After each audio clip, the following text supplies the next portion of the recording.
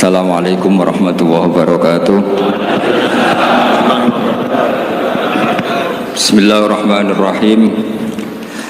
Tabarakalladzi nazzala al-furqana ala 'abdihi liyakuna lil 'alamin nadhira. Allahumma shalli wa sallim ala sayyidina Maulana Muhammad wa ala alihi wa sahbihi asma'in, amma ba'du. Ingkang sangat kula hormati, sangat kula takzimi Gus kula Kiai Haji Abdul Ghafur, wonten bupati, wonten ketua MUI, wonten saking kepolisian, saking tentara, dan kanca-kanca ingkang kula hormati. Tadi Pak Rosid yang salah itu bilang masalah kesederhanaan. Ini kalau saya sederhana searah ini, pemenang Pak Rosid, sehingga hidungnya tidak mancung-mancung amat, saking sederhananya. Maksudnya saya juga sederhana. Kedua, ingin masuk surga bareng Mbah Mun, ini harus dikoreksi. Dulu saya di pondok itu sering dinasihati sama temannya Gus Zofur, satu kelas dengan Gus Zofur temannya. Gus, nak soleh aja teman-teman, mari ini swarga war Mbah Mun, gak enak sungkan. Jadi soleh pas-pasan naik, sehingga ya tetap masuk surga tapi jawar Mbah Mun, mari nopo sungkan. Kamu tahu kan di surga pekerjaan kamu apa? Ngeloni widadari kan? Itu kalau ketemu guru mesti apa? Sungkan. Jadi cukup di bawahnya, nanti kapan-kapan sowan tiap malam Jumat apa? Sowan. Kamu kebayang nggak sekamar dengan Mbah Mun kalau di hotel? Raisoba, ya ternyata dia milih. Begini yang serius ini yang saya sampaikan, ini kan 1 jam, saya diskon 20 menit. Jadi karena kalau dia memaksakan berarti itu nggak sopan sama kiai. Jadi begini, tadi bicara tentang sanad. Jadi saya harap semua santrinya Mbah Mun, baik yang pernah mondok maupun pecintanya, sanad ini kualitasnya harus dijaga. Jangan sampai ada sanad yang hop, kalau dalam bahasa hadis maudhu. Kenapa demikian? Karena orang membayangkan yang tidak kita menangi, misalnya kita membayangkan Imam Ghazali atau Imam Haromen atau sampai sahabat, akhirnya sampai Rasulullah Shallallahu Alaihi Wasallam, itu tidak melihat. Satu-satunya background yang kita lihat adalah guru kita atau orang yang kita saksikan. Saya ulang lagi ya, satu-satunya cara melihat Rasulullah adalah melihat sahabat, melihat tabi'in, tabi'in, sampai melihat guru-guru kita yang sekarang. Kenapa demikian? Karena mau tidak mau itu ada sanad.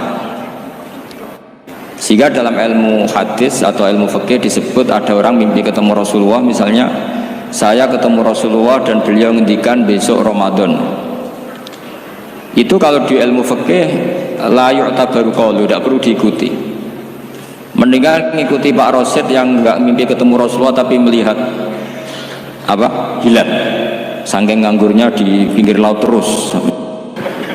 Itu tidak apa-apa. Terus ditanya seorang ulama tadi, bagaimana Anda membandingkan mimpi ketemu Rasulullah dengan melihat hilal? Kata ulama tadi, mimpi ketemu Rasulullah itu hak Anda, saya boleh percaya boleh tidak. Tapi haddatsani rajulun minal ulama, haddatsani rajulun, sampai Rasulullah setiap mengatakan haddatsani rajulun tambah yaqadatan, bahwa Rasulullah secara terjaga ngendikan sumu li ru'yati wa aftiru li ru'yati fa in gumma alaikum fa akmilu iddata sya'ban salasina yauman. Kamu puasa Ramadan ya karena melihat rembulan, nanti lebaran juga karena melihat rembulan. Nabi mengatakan itu secara yaqadatan terjaga. Sahabat menyaksikan riwayat itu juga secara terjaga. Tabi'in meriwayatkan itu juga secara terjaga. Sampai Mbah Mun, sampai Gus Zofur, sampai kita semuanya diriwayatkan secara terjaga. Maka riwayat yang secara terjaga ini jangan dikalahkan oleh subjektivitas seseorang yang mengklaim mimpi ketemu Rasulullah.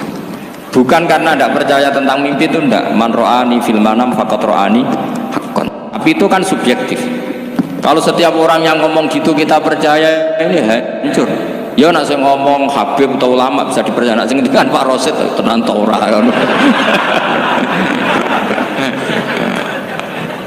Jadi ini supaya sanad ini terjaga. Jadi sanad itu harus terjaga. Makanya saya pernah entah tahun berapa, saya memang tidak perlu saya ingat-ingat karena saya memang nggak suka punya kenangan Mbah Mun ada tanggalnya supaya abadi.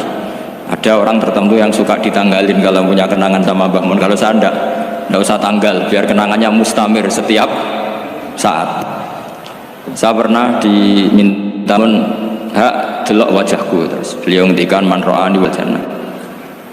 Kenapa itu menjadi penting? Karena figur manusia. Saya masih ingat ketika ngaji ilmu kalam sama Mbah Mun, juga sama Gus Yofur di kelas di MS. Mbah Mun ngendikan gini, saya masih ingat betul, tak catat ya. Wong ora iso niru pangeran, pangeran ora salat, ora mangan, ora ngombe. Niru ya makhluk. Jadi tidak bisa kita tanpa wasilah, tidak bisa. Kamu niru Allah piye? Kaifa yusolli? Allah nak salat piye? Kacau kan? Allah nak poso piye? Memang Allah tahu mangan, Allah tahu poso. Terus nak turu piye? Allah la ta'khudhu sinatu. Maka ibadah itu niru makhluk, karena kita makhluk. Makhluk itu duwe syahwat. Islam memberi sarana ibadah nikah. Sing ora payu nikah ana sarana ibadah ngempet, paham ya? Niku. Maksudnya ora usah nguntal kapur baru ngempet. Sing sugih ibadahe sedekah. Sing ora sugih ibadahe dadi mustahik sing ridho. Macam-macam. Itu hanya bisa niru makhluk sama makhluk. Sebab itu ketika saya masih ingat betul Mbah Mun ngendikan ihdinas siratal mustaqim, tunjukkan kami ke jalan yang benar. Itu Allah tidak ngendikan sirati, yaitu jalan saya ndak, tapi siratal ladzina an'amta alaihim, jalannya orang yang telah engkau beri nikmat. Ada kata an'amta, yang telah engkau beri nikmat. Jadi Allah memaklumatkan ke semua hambanya, niru itu niru hamba yang sudah diberi nikmat. Karena kita hanya bisa niru misalnya Rasulullah, cara sholat beliau kayak apa, cara sujud beliau kayak apa, cara makan beliau kayak apa, cara nikah beliau kayak apa, bahkan cara masuk rumah, keluar rumah, doa pergi, termasuk doanya utang. Padahal Rasulullah mboten nate diutang teman-teman. Nggih nate gue lucu-lucunan mawon. Niku mawon mboten tenanan ya, niku masyhur kan beliau menggadaikan baju rompinya ke orang apa? Yahudi, tapi ada jaminannya. Itu terus ditiru umatnya, do gadekno BPKB dan sertifikat. Itu tidak tahu saya itu. Padahal Rasulullah itu melakukan itu untuk hal yang darurat, tapi umatnya kayaknya ada darurat, sudah watak. Itu yang membedakan Rasulullah dan umatnya. Tapi perlu saya sampaikan, sanad ini harus muttasil, sehingga kita tahu bahkan cara tidur Rasulullah itu miring kemana, ala jambihil aiman, kemudian madhab kiblat. Sebelum tidur beliau wudu, sebelum tidur lagi baca subhanallah 33 kali, alhamdulillah 33 kali, Allahu akbar 33 kali. Sebetulnya wiridan itu sanad paling kuat itu tentang mau tidur, meskipun ada riwayat dibaca setelah apa? Sholat. Jadi makanya kita al-jam'u baina riwayaten, habis sholat ya baca itu, mau tidur ya baca itu. Nah, sebetulnya habis sholat sama mau tidur itu ngeri mau tidur, karena ini kan pemanasan mati, pelatihan mati, karena satu kondisi yang Anda sudah tidak bisa ikhtiar. Tapi kayak apa Rasulullah? Justru kita kondisi yang nggak bisa ikhtiar itu pesannya Nabi apa? Kamu bacain ini, in mutta, kata Nabi, ada yang baca in mitta. Kalau mau berpikir potensi paling ngeri, bahaya paling ngeri adalah orang mau tidur, karena di situ kita tidak bisa apa-apa. Cara musamu mangkel beku ya karek nyembelih, cara bojomu mangkel beku ya karek ngobong, kok ini TV ini bu. Anda usah merasa tidak akan mengalami itu, ya insya Allah enggak itu. Tapi dengan melihat di TV semua potensi itu ada. Untuk aku yang turun yang kendaraan tangis-tangis nih akhirat. Terus tak Gusti kalau mau akhirat mau kecelakaan. Nah, justru mau tidur itu Nabi itu unik, kelihatan bahwa ada nubuah, ada kenabian yang luar biasa. Kalau mau tidur ada nubuah, ada kenabian yang luar biasa. Kalau mau tidur itu ada wiridannya. Saya termasuk orang yang fanatik baca wiridan sebelum tidur. Jadi jangan kira kalau Selasa sholat jarang wiridan, tidak punya wiridan di tempat lain, itu sangat suudzon yang menyakiti. Saya punya cara sendiri untuk ingat Allah, itu terutama mau tidur. Sampai istri saya itu protes, Gus nak bersolat tahu mau nyekel tasbih nabi tidur. Saya itu punya tasbih lupa jumlahnya, semuanya di kamar tidur. Ini sekaligus ijazah, entah pamer kebaikan tidak tahu saya, pokoknya sudahlah husnudzon saja. Suudzonu iblis. Karena mau tidur saya pikir kalau tahu-tahu saya bangun terus ketemu mungkar nakir terus kayak apa?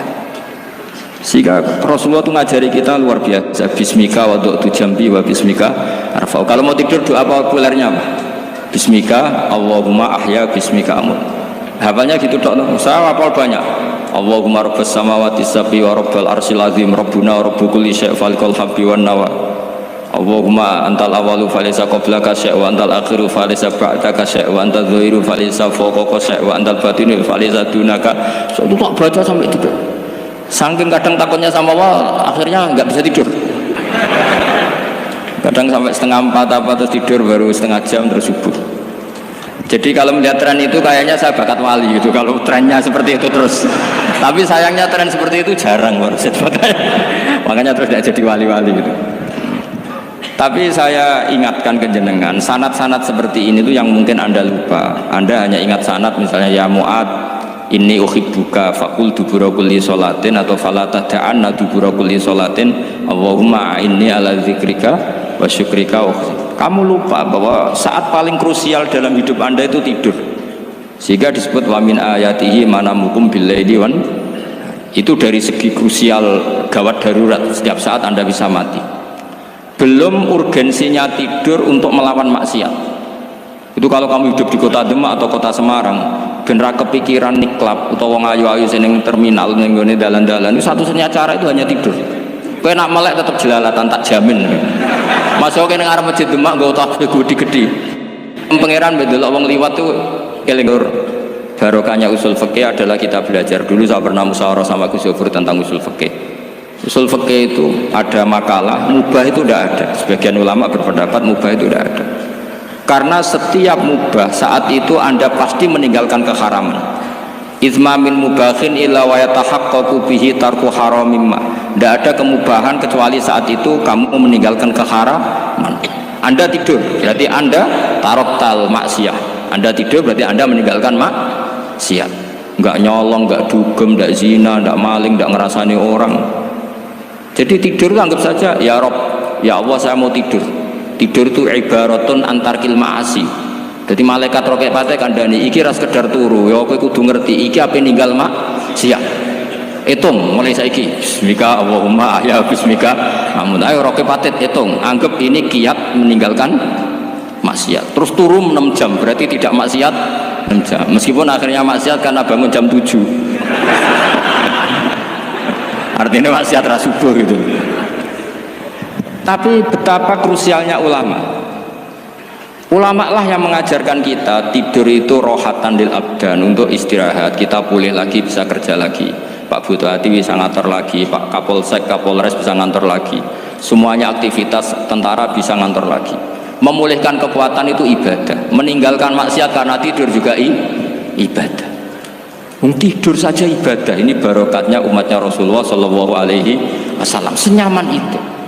Coba kalau kamu jadi umatnya Nabi lain, wah itu beratnya bukan main. Dan itu sesuatu yang dimintakan Allah, dimintakan Rasulullah kepada Allah, yaitu Rabbana wa la tuhammilna ma la taqata lana bih. Termasuk la tahmil alaina isran kama hamaltahu 'alal ladzina min qablina. Jangan bebankan ke umat kami sesuatu yang seperti engkau bebankan pada umat dulu. Umat dulu itu kalau mau tobat, kayak umatnya Nabi Musa pernah nyembah anak sapi, itu yang pernah nyembah tobatnya dibunuh. Liyaqtulal bari'u minkum al mujrima, yang terbebas dari menyembah anak sapi disuruh bunuh yang pernah menyembah anak sapi. Fatubu ila bari'ikum faqtulu anfusakum. Mau beratnya kayak apa? Kalau orang sekarang tobat cukup soal Pak Rosid salami template 100.000, dipandu caranya tobat diwari istighfar. Nomor itu penting. Nomor loro seneng kiai, seneng aku maksudnya. Maksud kalimatnya jelas. Itu sudah. Pokoknya yang jelas gak usah dibunuh, gak usah apa? Gak usah apa? Dibunuh. Sehingga tidurnya umatnya Rasulullah itu luar biasa, terutama tidurnya orang puasa. Tidurnya tasbih, tidurnya ulama juga tasbih. Karena dengan tidur itu kita tahu alamat kematian. Dimana kita masih di dunia saja punya kondisi di mana kita tidak bisa menentukan diri kita sendiri. Dan itu awal dari kita mengimani la haula wala quwata illa billah. Segagai koyok ngono ternyata ada kondisi di mana kita tidak bisa mengendalikan diri kita sendiri. Makanya disebut wa min ayatihi manamukum billaili wan nahar. Yang bisa menganalisis itu siapa? Ya ulama. Ulama kok tahu karena punya sanad musalsal ila Rasulillah sallallahu alaihi wasallam. Sehingga uniknya kenapa tidur itu sakral? Coba semua nabi di antara wahyunya itu lewat apa? Semua nabi di antara wahyunya lewat apa? Tidur, lewat mimpi.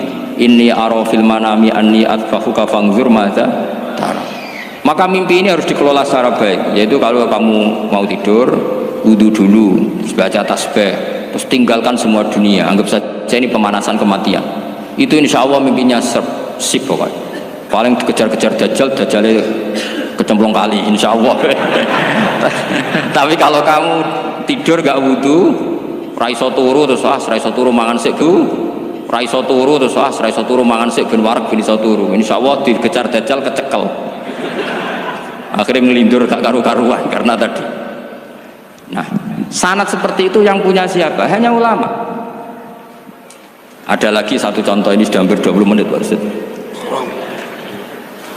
Itu saya pernah ngaji Durarul Kalami Syafi'i, mutiara-mutiara ngendikan Imam Syafi'i. Itu ulama itu mesti ngendikan tuh unik.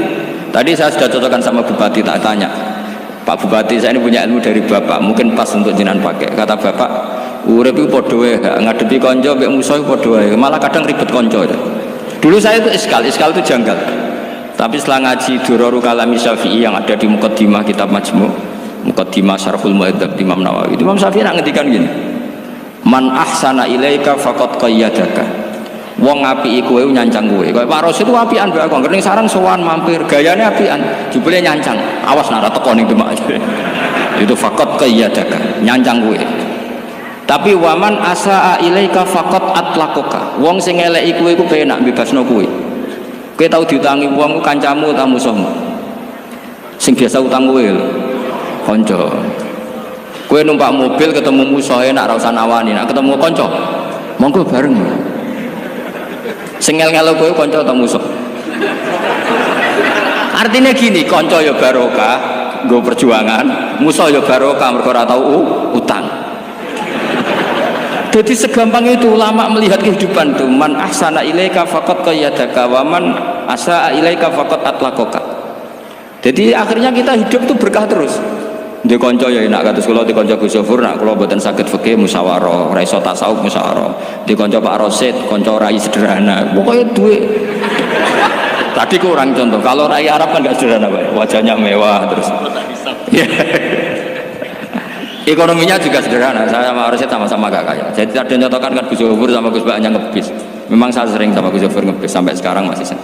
Bukan karena miskin yang jelas itu pilihan itu. Jadi ulama itu segampang itu melihat kehidupan. Saya termasuk kiai muda yang nggak takut mati, bukan karena yakin di surga gitu, karena saya sering baca berdoa. Allahumma ya Allah, kata Rasulullah, kamu harus berdoa ya Allah, ij'alil hayata ziyadatan li fi kulli khairin wal mauta rohatan li min kulli syarrin. Mungkin sekarang kita ada zina, mungkin sekarang kita ada korupsi, mungkin sekarang kita ada maling, tapi potensi itu tetap ada. Yang bisa ngakhiri itu apa? Kematian. Maka anggap saja kematian itu rohatan li min kulli syarrin, semua mengakhiri semua keburukan. Kayak apa Rasulullah memandang kehidupan? Kalau kamu masih hidup, anggap saja ziyadatan li fi kulli khairin. Saya gara-gara hidup saudaranya kersane Pak Rosid ngaji di sini. Ikhlas Pak Rosid itu sangat ikhlas. Saudaranya senior kula dipaksa nggih gelem, diintimidasi nggih gelem. Wah itu barokah. Nanti setelah saya mau mati, pikiran saya juga akan ridho-ridho saja. Ya Allah, ini akhir dari segala potensi keburukan saya. Sehingga kiai-kiai NU, kiai-kiai alim ini ada bajingan, tukang ngemel wong kok mati. Saya gitu Pak, niki saya.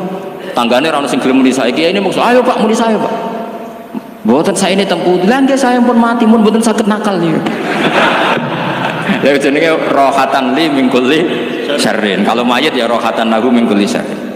Kayak apa sanad kita ke Rasulullah? Kabeh itu dimana jadi ibadah. Al hayat ziyadah fi kulli khairin, al maut rohatan min kulli syarrin. Kenal Pak Rosid ya ibadah, apalagi kenal Gus Sofur ibadah, kenal Bupati ibadah, konco perjuangan. Kok kenal preman ya ibadah, konco latihan dakwah, anggapnya latihan ngelola rehab. Kenal polisi ibadah, jaga stabilitas nasional. Kenal ABRI ibadah, jaga NKRI. Kenal orang nakal ibadah, dianggap pembinaan. Semua itu ibadah. Kayak apa ajaran agama ini? Semuanya baik-baik saja, tergantung niat. Tapi sanad ini siapa yang punya? Hanya ulama. Nah ulama itu siapa? Ya orang yang kamu ketemu. Dalam konteks ini Mbah Mun. Mbah Mun ngajari kita macam-macam. Mbah Mun ketemu orang siapa saja hormat. Saya kemarin bikin makalah untuk beliau, termasuk saya cerita dari riwayat Rasul Aqli Ba'dal Iman Billah At-Tawaddud ilan nas wastina'ul ma'ruf ila kulli barrin wa fajirin. Inti iman setelah akal menentukan kita iman kepada Allah, akal setelah mengantarkan logika iman kepada Allah, akal itu kita gunakan at-tawaddud ilan nas supaya kita bersikap simpatik dan melakukan kebaikan kepada siapa saja. Karena barokahnya kita simpatik nak ngandani wong nggih gampang. Misalnya kita di kiai alim sundulang gitu sampean mbek tangga muwedhit ketemu wong premut sing ape ngandel iku sapa? Sementara sing preman ayo ngopi nggonku sik tenang ae. Sing kiai ini orang begawean gak ada kopi kue. Akhirnya sing preman sakok di pengaruh, sing kiai ini bakhil gak duwe pengaruh. Itu tidak boleh kejadian seperti itu. Makanya ada riwayat wastina'ul ma'ruf ila kulli barrin wa fajirin. Jadi sekolah suwun sanad-sanad seperti itu tidak boleh hilang. Saya itu kitabnya Bangun Al-Ulama Al-Mujaddid itu setengah hafal, sampai sekarang masih tak baca. Kalau mau tidur tak baca, bahkan di tas saya itu ada terus. Ya karena kalau saya di Jogja kangen bangun baca itu ketika beliau masih sugeng, apalagi sekarang. Karena jangan sampai saya ini punya fatwa yang mukhalif terhadap fatwanya Mbah Mun.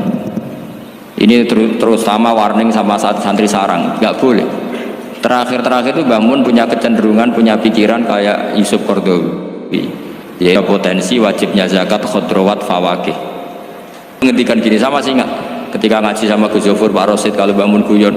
Wong desa iku wis melarat gegere nganti kaya akeh wae. Mbah Mun nyontokno gegere macul nganti kaya akeh gara-gara sing ditandur pari wajib zakat. Wong Sulawesi nandure kakao cengkeh, zaman iku cengkeh Jaya. Berhubung ora akut gak wajib zakat. Padahal kaya raya. Jadi fenomena itu sering diutarakan beliau. Lama-lama beliau ngarang di Al-Ulama Al-Mujaddidun. Beliau mengutip pendapat Ibnu Katsir, tentu di era modern kayak Yusuf Qaradawi. Sebenarnya Yusuf Qaradawi sendiri bukan mujtahid, dia yang muqallid juga. Kata Ibnu Katsir, wa mimma akhrajna lakum minal ard, yang harus dizakati adalah ma itu umum, apa saja yang keluar dari bumi. Maka kecenderungan Mbah Mun akhir-akhir itu mbok yao fawakih khudrawat itu dizakati. Tapi beliau tentu tidak ilzam ya, karena beliau sangat syafi'i. Tapi ini kan saran yang baik lah menurut saya. Apa susah sih dadi wong lomo gitu lho. Wong dadi wong medhit kok mbok bela-bela. Lah nek kowe takok takbirin ndi Gus, nak khudrawat fawakih, melon, kakao, tebu wajib zakat. Takbire iku lomo iku apik, medhit iku elek. Ngoten mawon iki. Mumpun ngoten mawon. Assalamualaikum warahmatullahi wabarakatuh.